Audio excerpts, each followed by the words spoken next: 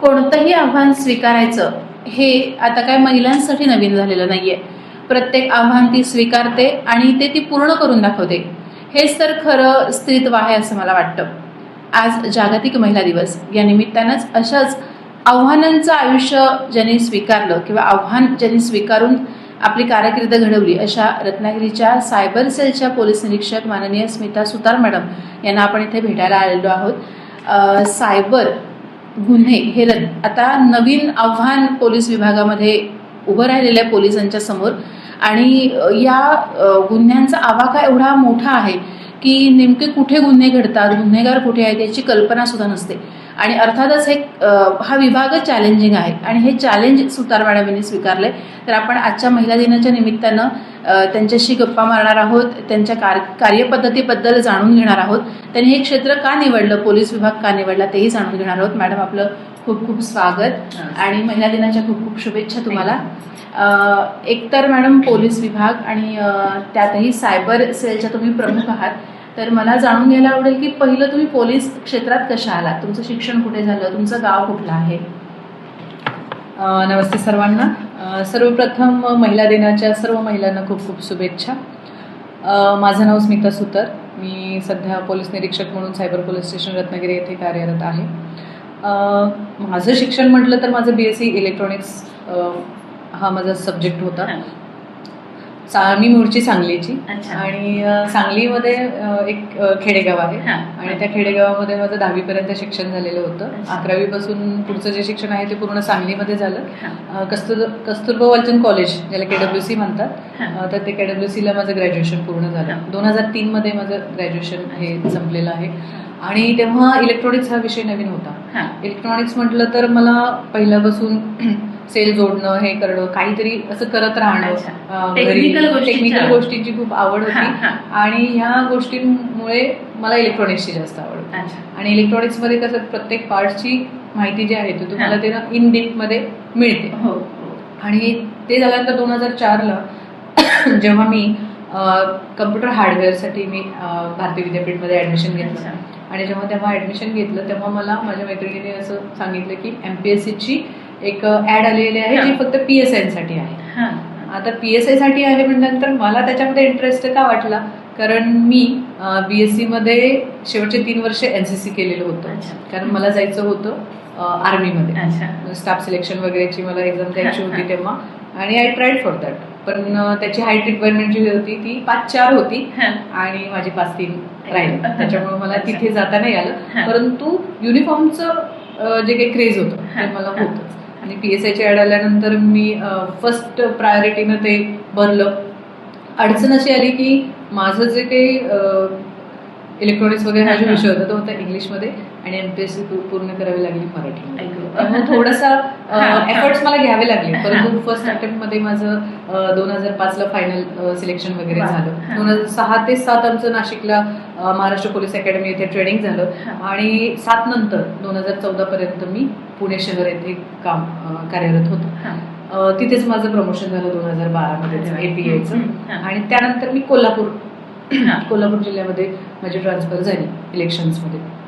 कोल्हापूरमध्ये मी 4 वर्ष राहिले आणि त्यानंतर सोलापूरला एक 4-5 वर्ष होते आणि त्यानंतर मी इथे रत्नागिरीला आले गेल्या 2.5 वर्ष. जेव्हा सुरुवात केली तेव्हा पुणे हे मोठं शहर, दुसरं कोल्हापूर, सोलापूर आणि आता छोटंसं आमचं रत्नागिरी तुम्ही इथे आलेला आहात. तर कामाचं स्वरूप किंवा त्या परिसराचं स्वरूप सुद्धा आता कमी झालेलं आहे. तर काय जाणवलं रत्नागिरीत आल्यावरती? कसं आहे, कामाचं स्वरूप कमी म्हणता येणार नाही, परंतु कसं आहे की मी तिथे PSI म्हणून होते आणि PSIला जी काही जबाबदारी होती त्यानंतर जेव्हा मी जशी आता पहिले मेट्रोपॉलिटन सिटी झाली त्यानंतर मग कोल्हापूर थोडंसं कमी, त्यानंतर सोलापूर त्याच्यापेक्षा थोडं कमी आणि रत्नागिरी हे छोटं. असं ग्रॅज्युअली चेंजेस होत गेल्यामुळे मला ऑल ऑफ सडन इतकं ते चेंज जाणवलं नाही. मी डायरेक्ट पुण्यातून इथे आले असते तर मे बी तो थोडा जाणवला असता. परंतु जर आता पाहिलं तर रत्नागिरी म्हणजे इतकं काही छोटं असं राहिलेलं नाहीये. Everything you can get here.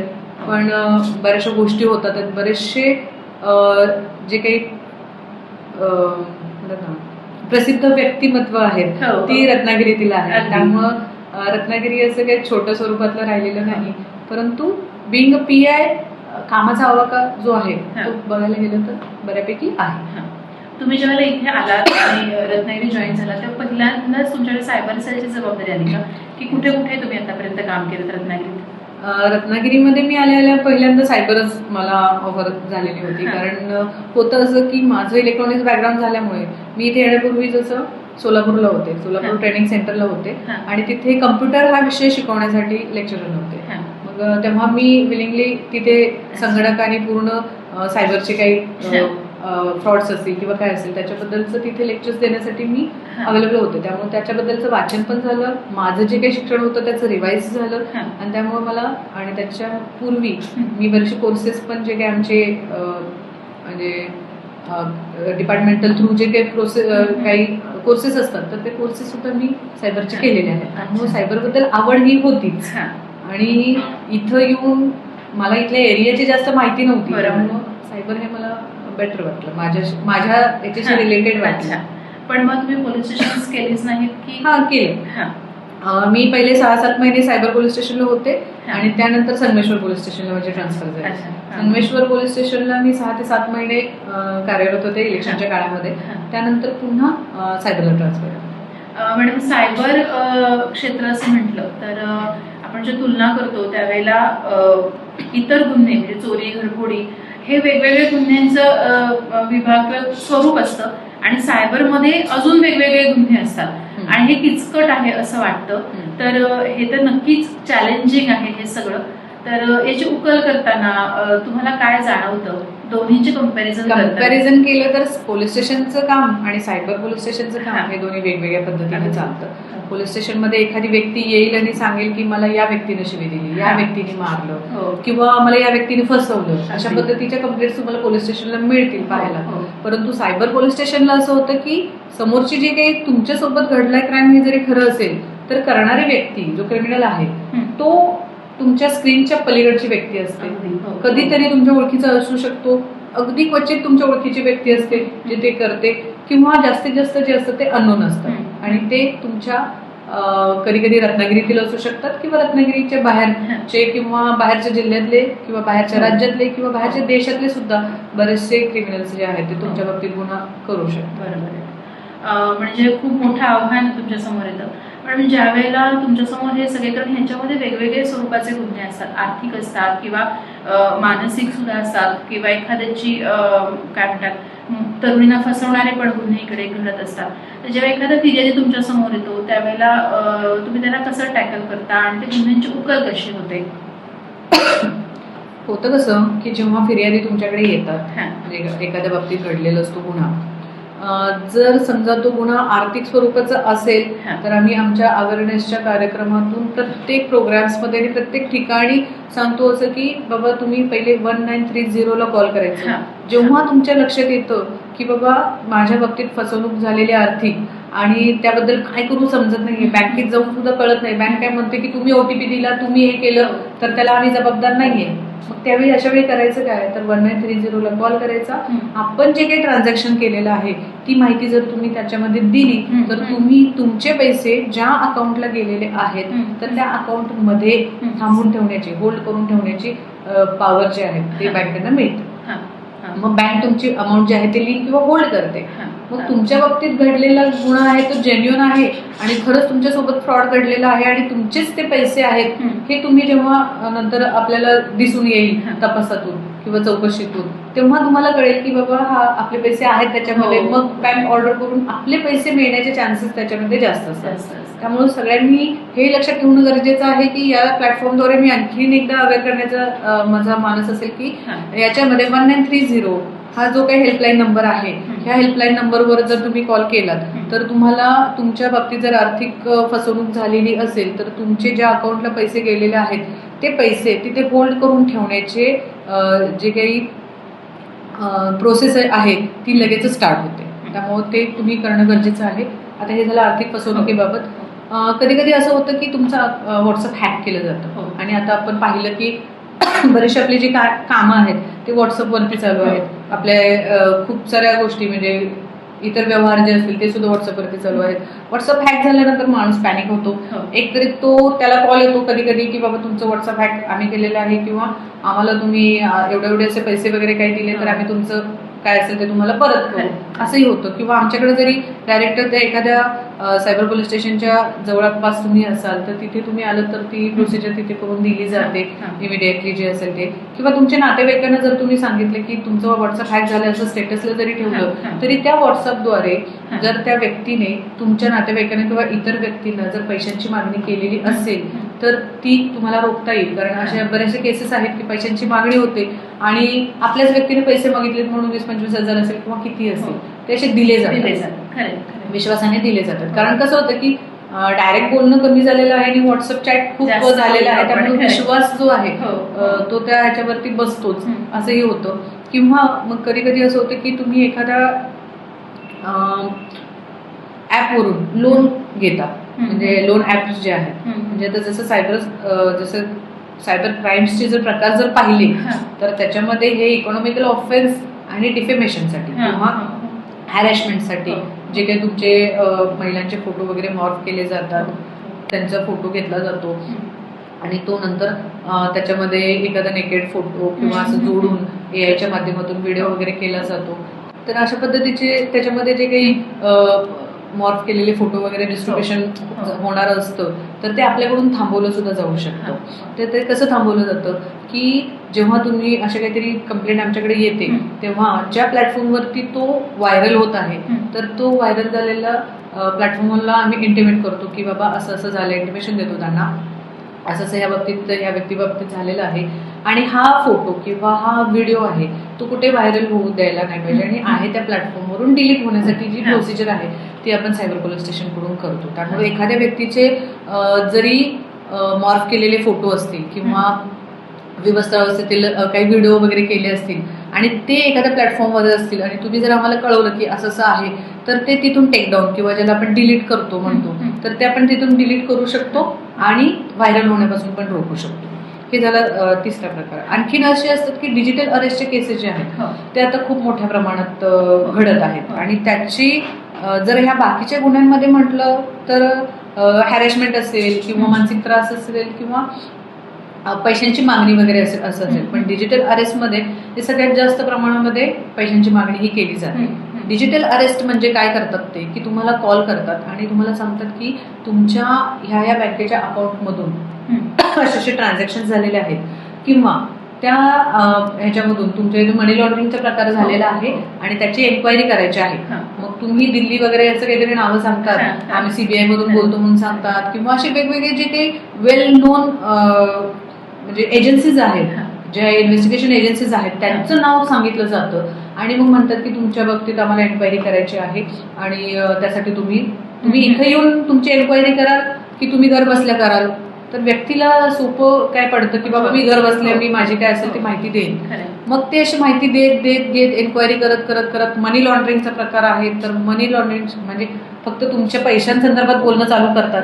त्यामुळं लोकांना काय होतं की आजकाल आपण जे काय बँकेचे व्यवहार वगैरे मोबाईलवरून करतो त्यामुळे हे खूप बट ऑब्व्हियस वाटतं की हा ठीक आहे की हे सांगणं हे करणं किंवा ऑनलाईन केवायसी होती बँकांकडून किंवा इतर कुठल्या ठिकाणावरून तर हे सुद्धा जेन्युअनली म्हणजे आपल्यासोबत जी एन्क्वायरी चालू आहे ती जेन्युअनली चालू आहे असा भास त्यांना तयार होतो आणि एक भीती असते की आपल्यावरती केस दाखल होऊ शकते, आपल्याला अटक होऊ शकते. तर मग ते सांगतात काय की तुम्ही आम्हाला व्हिडिओ कॉल चालू ठेवायचा आणि तुम्ही आम्हाला सगळे काय असेल ते माहिती द्यायची आणि ते जे चालू असतं त्याच्यामध्ये व्हिडिओ कॉल कट नाही करायचा. मग 2-3 दिवस ती प्रोसिजर चालणार, त्यांची एन्क्वायरी दाखवणार. जे सेटअप असतं ते सेटअप पूर्ण पोलीस स्टेशन सारखं किंवा त्या एजन्सीच्या ऑफिस सारखं दिसतं. त्यामुळे समोरच्या व्यक्तीला वाटतं की हे आपल्यासोबत जे चालू आहे ते खरंच चालू आहे. प्लस होतं काय की तुम्हाला एखादी नोटीस वगैरे जर एक ड्राफ्ट पाठवला जातो की ही तुमची नोटीस आहे, ही घ्या. मग ती कुठल्या तरी आरबीआयचा त्याच्यावरती शिक्का वगैरे असे काहीतरी त्याच्यामध्ये झाल्यामुळे लोकांना काय वाटतं की जे होतं ते जेन्युइन आहे, मग आपण माहिती द्यायला पाहिजे. बरेचसे इथं उदाहरणं आहेत म्हणजे आपले एफडीज वगैरे तोडून लोक त्यांना पैसे पाठवत आहेत. बरं, पैसे ह्या बेसिसवर पाठवतात की ते सांगतात की पैशासंदर्भातला गुन्हा आहे तर ह्याची एन्क्वायरी आम्हाला करायची आणि ॲज अ डिपॉझिट तुम्ही ह्या अकाउंटमध्ये हे असे पैसे ठेवा असा ॲश्युरन्स देतो आणि जेव्हा आमची एन्क्वायरी पूर्ण होईल तुम्हाला पैसे परत मिळणार. तर असं करत करत 2024 साली जो काही गुन्हा दाखल झालेला होता त्याच्यामध्ये 61 लाखाचा फ्रॉड जो आहे तो झालेला होता. मग 25 मध्ये एक तशाच पद्धतीचा गुन्हा दाखल झालेला होता. आम्ही आम्ही जी गुन्ह्याची उकल केलेली आहे ते या संदर्भातल्या हां. गुन्ह्यांची, तर त्याच्यामध्ये आम्ही 5 ते 6 आरोपी पूर्वी अटक केलेले आहेत. प्लस आणखीन एक जो 2025 मध्ये सुद्धा आम्ही बरेचसे त्यातले आरोपी अटक केलेले आहेत. प्लस आता जो रिसेंट आहे तो 1,23,00,000 गुन्हा आहे, जो डिजिटल अरेस्टचा गुन्हा आहे, आपल्या इथे दाखल झालेला आहे. तर त्याच्यामध्ये आपण एक आरोपी अटक केलेला आहे. प्लस त्यांचे पैसे जितके जास्तीत जास्त मिळवून देता येतील तेवढा प्रयत्न आपण केलेला आहे. होतं काय की ह्या प्रोसिजर्समध्ये जे कंप्लेनंट्स आहेत ते वेळ त्यांचा काढला जातो, जेणेकरून इकडून सगळी प्रोसिजर आहे यांची ती पूर्ण होऊन जाऊ दे, किंवा ते पैसे जे आहेत ते डिस्ट्रीब्युशन वेगवेगळ्या अकाउंट्समध्ये त्यांच्याकडून केले जातात. जर तुम्ही लगेच जे ते कंप्लेंट केली तर तुमचे पैसे मिळण्याचे तुम्हाला चान्सेस राहतात. परंतु ह्याच्यामधून मग असं होतं की वेगवेगळ्या अकाउंट्सला गेल्यामुळे प्रत्येक अकाउंटची वेगळं व्हेरिफिकेशन आणि त्यांचे वेगळे जस्टिफिकेशन्स त्याचे, ह्या सगळ्या ह्याच्यामध्ये मग आपल्याला पैसे रिकव्हर करणं हे थोडंसं कठीण होऊन जातं. परंतु आरोपी वगैरे आपण सर्व माध्यमातून सगळ्या ठिकाणावरून सगळे जे सोर्सेस आहेत यांच्या थ्रू आपण त्या आरोपीपर्यंत याच्यामध्ये नक्की जातो. एखाद्या पारंपरिक असं म्हणेल, कारण खून, चोरी, मारामारी हे पारंपरिक गुन्हे आता म्हटले पाहिजेत, कारण सायबर गुन्हे आता नवीन आधुनिक गुन्ह्यांची पद्धत आणि प्रकार झालेली आहे. तर ते पारंपरिक गुन्ह्यांची उकल करताना आपल्याला काही पारंपरिक गोष्टीही माहिती असतात, मार्गही माहिती असतात, पण सायबर गुन्ह्यांचा जो मार्ग आहे, तर जसं इंटरनेटला हात पाय काहीच नाहीये, तसं त्याच्या गुन्ह्यांना सुद्धा हात पाय नाहीये आणि त्यांच्यापर्यंत पोहोचणं सुद्धा कठीण असतं. आणि मॅडम, तुम्ही 1.5 वर्षात विभागात काम करताय, तर इतकं उत्कृष्ट काम या विभागाचं सुरू आहे, कारण आम्हाला ते नेहमीच जाणवत असतं. तुमचे जे उकल होत असते, ही पद्धत तुमच्या कामाची असते. तर हे सगळं करताना मॅडम अर्थातच ताण असतो. एक पोलीस स्टेशन चालवणं, तिकडचं कामकाज करणं हा ताण असतोच, पण हा एक वेगळा हे आहे. तर ह्या ताणाचं तुम्ही कसं व्यवस्थापन करता? तुमचं दिवसांचं रुटीन काय आहे? कसं पद्धतीने तुम्ही हे सगळं हाताळता? स्ट्रेस मॅनेजमेंट म्हटलं तर स्ट्रेस मॅनेजमेंटमध्ये प्रत्येक व्यक्ती हा आपला स्ट्रेस मॅनेज करण्यासाठी स्वतः काहीतरी आपलं बिल्टअप करत असतो स्वतःला. म्हणजे जसं मी असं नाहीये की मी एक या ठिकाणी या पदावरती बसलेली महिला आणि मला ताण आहे आणि घरी बसलेल्या महिलेला ताण नाही, असंही नाही. त्यामुळं प्रत्येकाचे जे काही आपापले मार्ग असतात त्याच्यातून तो बाहेर येण्याचा प्रयत्न करतच असतो. पण पर्टिक्युलरली माझ्या बाबतीत जर तुम्ही विचारताय तर मी नक्की सांगेन की मला एक्सरसाइज करायला आवडतो. सकाळी उठल्यानंतर थोडेसे माझे काही जे बेसिक माझे उरकल्यानंतर मी पहिले व्यायाम करते आणि 1 ते 1.5 तास माझा रोजचा त्याच्यासाठी असतो आणि त्यानंतर मी ऑफिसला येते. ऑफिसला आल्यानंतर जे ऑफिसचं कामकाज आहे त्या कामकाजाची पूर्ण वाटप आम्ही पूर्वीच केलेलं आहे, कारण आमच्याकडे सायबर पोलीस स्टेशन म्हटलं तर वेगवेगळे पोर्टल्स जे सरकारचे आहेत की जिथून लोकांना मदत करता येते किंवा जिथे कंप्लेंट्स दाखल करण्याचे चान्सेस आहेत, ऑनलाईनच चालतं काम. त्यामुळे ते सगळे पोर्टल्स याच्यासाठी जे नियोजन आहे ते आमच्या पोलीस स्टेशनमध्ये आम्ही केलेलं आहे, ज्याच्यामध्ये प्रत्येक व्यक्तीला एक वेगवेगळी जबाबदारी दिलेली आहे. त्यामुळे काम करत असताना झालेले कामाचं डिस्ट्रीब्युशन आहे, तर म्हणजे पॉवर डेलिगेशन जे आपण त्याला म्हणतो, की अशा पद्धतीमुळे झालं काय की प्रत्येक व्यक्ती आपापलं काम व्यवस्थित केल्यामुळं माझं जे काही कामाचं डिस्ट्रीब्युशन आहे, माझ्या ताणाचं डिस्ट्रीब्युशन हे इथेच होतं. आणि मॅनेजमेंटमुळे होतं काय की प्रत्येक काम जे आहे ते वेळच्या वेळी होतं. ऑनलाईन असल्यामुळे असं होतं की ह्याला लेट करून चालत नाही, की त्या पिरियडमध्ये त्याच गोष्टी घडायलाच लागतात. त्यामुळे रोजची कामं जे ठरलेले आहेत ते त्यावेळी होणं हे त्या पोर्टलद्वारे असेल किंवा ह्याच्यामध्ये कंपल्शन आलं त्याच्यामध्ये, त्यामुळं पेंडिंग काम हे थोडं कमी राहिलं आणि रोजचे जे काही कामं आहेत ते वेळेत होत चालले. पेंडिंग काम नसल्यामुळे त्याचा लोड जो येणारा असतो तो थोडासा कमीही झाला. आणि त्यात टेक्निकली बऱ्यापैकी आमच्या इथे जे काही पोलीस स्टेशनचे लोक आहेत ते टेक्निकली साऊंड आहेत. ते साऊंड असल्यामुळे बऱ्याचशा टेक्निकल गोष्टी ज्या आहेत त्याच्यामध्ये मला सेपरेट हे करावं लागत नाही की हा बाबा मला शिकवावं लागत, असंही होतं. त्यामुळं तो जो आहे तो होतोच. सगळं काम उरकल्यानंतर घरी गेल्यानंतर झोपण्यापूर्वी एक थोडंसं एखाद्या बुकचं 1-2 पेजेस किंवा एक 15-20 मिनिटं वाचन काय असेल ते मी करते डेली. त्यामुळे तेही आहे. म्हणजे वाचन सुद्धा तुम्हाला आवडतं? अगदी आवडतं. म्हणजे जे मोटिवेशनल्स असतील किंवा एखादा बायोग्राफी, ऑटोबायोग्राफी सुद्धा मला खूप आवडते. मग म्हणजे इंग्लिश, हिंदी. मग हिंदी जरी म्हटलं तर मग इतर गझल्स वगैरेचे किंवा असे त्यांची पोएट्री जी आहे ती सुद्धा मला आवडते. सो मलाही पोएट्रीची आवड आहे, मी लिहिण्याचा प्रयत्न करते. अरे वा, खूप छान. कारण तुमच्या बोलण्यावरनं पण ते जाणवतंय की तुम्ही खरंच तुमचा हात लिहिता असणार आहे म्हणून. मॅडम, पश्चिम महाराष्ट्रातनं तुम्ही कोकणात आलात आणि कोकण हा प्रदेशच वेगळा आहे. तर कोकणाबद्दल काय भावना आहेत आणि काय पाहिलंय, काय आवडतं कोकणाबद्दल? लहानपणापासून असं होतं की एखादी ट्रिप आहे, ट्रिप लहानपणी शाळेतली निघणार, सांगलीची असल्यामुळे आमच्या ट्रिप इकडेच जाणार, सिंधुदुर्ग कोकण वगैरे. समुद्राचं क्रेज जो आहे तो खूप होता त्यावेळी आणि मला म्हणजे आवडतं मला खूप. म्हणजे इथे रत्नागिरीतले सगळे बीचेस असतील तर त्या बीचेस वरती जाणं किंवा तिथे सनसेट पाहणं, म्हणजे फक्त सनसेट किंवा सनराईज पाहण्यासाठी दुसऱ्या गावावरून इथं यायला लागत होतं. मला हे माझ्या नोकरीच्या ह्याने मला अगदीच ऑटोमॅटिकली आणायचे मिळालेलंच आहे हे. आणि इथले जे मंदिर वगैरे आहे ह्याचे सुद्धा, किंवा कोकणातलं जे कल्चर आहे पूर्व प्रत्येक गावाच्या, म्हणजे जेव्हा मी संगमेश्वर पोलीस स्टेशनला होते तर संगमेश्वर पोलीस स्टेशन मध्ये जे काही गावं होती ते प्रत्येक गावांचा जो काही ग्रुप होता असा, तर प्रत्येक गावामध्ये वेगवेगळ्या पद्धतीचे रीतिरिवाज, वेगवेगळ्या सणाला त्यांची पद्धत वेगळी, किंवा आता जो आता सध्या चालू आहे शिमगोत्सव जो चालू आहे त्याचं हे मला इथं आल्यानंतर समजलं की शिमगोत्सव हा इतका मोठा सण आहे आणि इतक्या भक्तिभावाने त्या सगळ्या गोष्टी केल्या जातात, किंवा तिथला दिलेला पहार असेल किंवा ते पालखी घेणं असेल किंवा प्रत्येकाच्या घरी जाणं असेल, हे किती महत्वाचं असतं. म्हणजे कोकणातलं कल्चर बद्दल ऐकून माहिती होतं, परंतु इथं आल्यानंतर मला ते सगळं पाहायला मिळालं. सो मला असं छान वाटतं, लकी वाटतं की बाबा मी इथं जवळून ह्या सगळ्या गोष्टी पाहिल्या आणि मी त्याच्यामध्ये सहभागी पण होऊ शकले. थोडक्यात मॅडम, कोकणच्या प्रेमात तुम्ही पडलेले आहात आणि आमचा प्रदेश असाच आहे. आणि सगळ्यात सांगायला आवडेल की कोकणामध्ये किंवा रत्नागिरीमध्ये महिलांची संख्या सुद्धा लोकसंख्येत जास्त आहे आणि तुम्हाला हे अनेकदा जाणवलंही असेल. आणि इथे महिलांचा सन्मान सुद्धा खूप चांगल्या पद्धतीनं केला जातो. आपण जेव्हा मुलाखतीच्या शेवटाकडे येतोय तर मॅडम सायबर सेलचं प्रमुख पद सांभाळत आहे आणि सायबर गुन्हेगारीमध्ये महिलांना अनेकदा तरुणींना विशेषतः टार्गेट केलं जातं. तर मॅडम, काय संदेश द्याल आपण तरुणींना या निमित्तानं?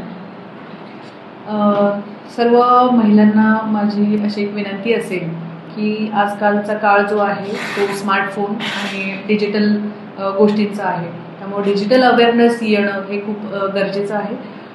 ज्या आजकालच्या काळामध्ये जेव्हा तुम्ही एखादा तुमच्या हातामध्ये जो असलेला स्मार्टफोन आहे त्याबद्दलची सगळी माहिती तुम्हाला असणं हे गरजेचं आहे. फक्त तुम्ही यूट्यूबला जाणार आणि एखादं सॉन्ग बघणार किंवा एखादा पिक्चर बघणार किंवा एखादा प्लॅटफॉर्मवरती जाऊन तुम्ही सर्च करत बसणार, यापूर्वी ते वापरायचं कसं हे जर तुम्ही पाहिलं, किंवा त्याच्यामध्ये आपण कुठल्या गोष्टी द्याव्यात, कुठल्या गोष्टी देऊ नयेत, तुम्ही देणाऱ्या परमिशन्स आहेत त्या परमिशन्स कशा त्या यूज केल्या जातात तुमच्या अगेन्स्ट, ह्याचं नॉलेज ठेवणं खूप महत्त्वाचं आहे. त्यामुळं आणि तसंच समोरचे व्यक्ती जे आहे, आता तुमच्यासोबत पाहायला गेलं तर आपण चॅटिंगचं प्रमाण हे जास्त झालेलं आहे नॉर्मल बोलण्यापेक्षा. म्हणजे डिस्कशन्स जे आहेत ते आजकाल चॅट्सवरती होत आहेत वेगवेगळ्या प्लॅटफॉर्मच्या याच्यावरती. असं नाही आहे की व्हॉट्सअप हा एकच प्लॅटफॉर्म आहे, मग अजून सिग्नल्स असतील किंवा अजून काही म्हणजे वेगवेगळे ॲप्लिकेशन्स आलेले आहेत. पण प्रत्येक समोरच्या व्यक्तीवरती विश्वास ठेवणं आणि ती व्यक्ती तीच असेल हे सगळं करणं, म्हणजे हे थोडंसं आपण काळजीपूर्वक करायला पाहिजे. कारण आपण झालं असं की स्वतःच्या आसपासच्या लोकांवरती आपला विश्वास नाहीये, परंतु साता समुद्रा पारची एखादी व्यक्ती असेल आणि ती तुम्हाला म्हणते की मी या देशातली, मी तुला गिफ्ट पाठवणार आहे आणि मी हे करणार आहे, तर तुमचा त्यांच्यावरती विश्वास नसतो. ते सांगाल ते तुम्ही करता. मी म्हटले की त्यांनी फोटोज पाठवा वगैरे, तुमचे फोटोज सुद्धा पाठवले जातात आणि मग त्यांच्याकडून त्या गोष्टींचा मिसयूज होतो. तर मला प्रत्येक महिलेला असं सांगणं, महिलेलाच नाही पुरुषांना सुद्धा मला या बाबतीत असं सांगायचं वाटेल की डिजिटली अवेअरनेस होणं खूप गरजेचं आहे. इंटरनेट हे प्रत्येकाच्या हातात असल्यामुळे त्याचा होणारा वापर जो आहे तो अगदी वाईजली माहिती घेऊन, प्रत्येक गोष्टीची माहिती घेऊन अगदी वाईजली तुम्ही त्या गोष्टींचा वापर जो आहे तो करा आणि डिजिटली सेफ राहा, जेणेकरून तुम्हाला तिथून कोणीही कसल्याही प्रकारचा हार्म पोहोचवू शकणार नाही. कारण एखाद्या व्यक्तीचं मन डिस्टर्ब होतं तर त्याचं काम आणि त्याचं घर ऑटोमॅटिकली डिस्टर्ब होतं. जसं म्हणतात ना की बाई शिकली तर पूर्ण घर शिकतं, तसं बाई जरी डिजिटली अवेअर झाली किंवा ती वेल नोन झाली त्यामध्ये, तर ती पूर्ण घराला त्याबद्दल साक्षर करू शकते. त्यामुळे डिजिटल साक्षर व्हा आणि स्वतःला ह्या सगळ्या जे काही इंटरनेटचे जाळे आहे ह्यामध्ये सेफ ठेवा. आणि यासाठी जर काही कधीही काय कोणाला मदत लागली तर सायबर पोलीस स्टेशन रत्नागिरी हे तुमच्या ऑलवेज मदतीसाठी इथे आहे. तर तुम्ही कधीही येऊन इथे आपली काही तक्रारी असतील तर त्या मांडू शकता. आम्ही 100% त्या निरसन करण्याचा नक्कीच प्रयत्न करू. मैत्रिणींनो, सुतार मॅडमनी सांगितलंय की डिजिटली साक्षर राहा. खरंच आजच्या काळाची ही खूप गरज आहे. जसजसं वेगवेगळी आव्हानं आपण स्वीकारतो तसंच आपण ह्या जगामध्ये जगताना साक्षर झालं पाहिजे, सजग झालं पाहिजे. आणि हे सजग होणं म्हणजे काय तर डिजिटली साक्षर झालं पाहिजे. कितीतरी महत्त्वाची गोष्ट आजच्या दिवसाच्या निमित्तानं स्मिता सुतार मॅडमनी आपल्याला सांगितली आहे. आणि खूप चांगल्या पद्धतीनं आपण खरं तर त्यांचा पूर्ण कार्यकाळ जाणून घ्यायला इथे आलो होतो. आणि हे सांगतानाच मॅडमनी कितीतरी चांगली माहिती तुम्हाला, मला, आपल्या सगळ्यांनाच दिलेली आहे की आपण किती अलर्ट राहिलं पाहिजे आपल्या आयुष्यामध्ये. कारण काम करताना संकटंसुद्धा आजूबाजूला उभी असतात. त्या संकटांचा सामना पण सुद्धा करायचा असतो आपल्याला. तर मॅडम, खूप छान इथे माहिती आपण दिलीत आणि वेळात वेळ काढून आपण इथे आलात त्याबद्दल धन्यवाद. थँक्यू.